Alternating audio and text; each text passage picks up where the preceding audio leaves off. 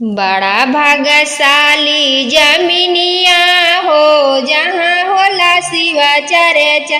बड़ा भाग्यशाली जमीनिया हो जहाँ होला शिवा चर्चा। बड़ा भाग्यशाली जमीनिया हो जहाँ होला शिवा चर्चा। होला शिवा चर्चा हो होला शिवा चर्चा। होला शिवा चर्चा हो होला शिवा चर्चा। बड़ा भाग्यशाली जमीनिया हो जहाँ होला शिवा चर्चा। बड़ा भाग्यशाली जमीनिया हो जहाँ होला शिवा चर्चा। ओही शिवा चर्चा में गणपति जी आइले। ओही शिवा चर्चा में गणपति जी आइले। रिधि सिद्धि जी के संगवा हो जहाँ होला शिवा चर्चा। रिधि सिद्धि जी के संगवा हो जहाँ होला शिवा चर्चा।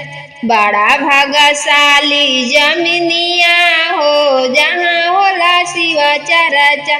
बड़ा लक्षणावत जमीनिया हो जहाँ होला शिवा चर्चा। ओही शिवा चर्चा में शिवा गुरु आइले। ओही शिवा चर्चा में शिवा गुरु आइले। मैया गौरा जी के संगवा हो जहाँ होला शिवा चर्चा।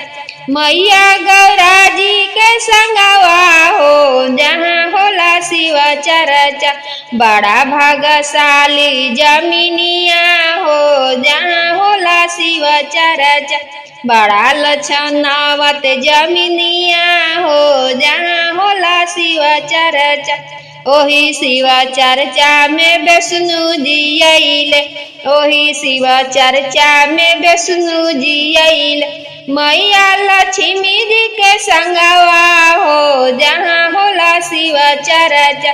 मैया लक्ष्मी जी के संगवा हो जहाँ होला शिवा चर्चा।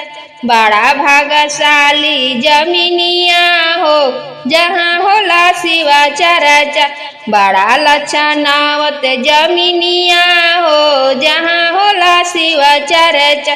बड़ा भाग्यशाली जमीनिया हो जहाँ होला शिवा चर्चा। बड़ा भाग्यशाली जमीनिया हो जहाँ होला शिवा चर्चा। बड़ा भाग्यशाली जमीनिया हो जहाँ होला शिवा चर्चा।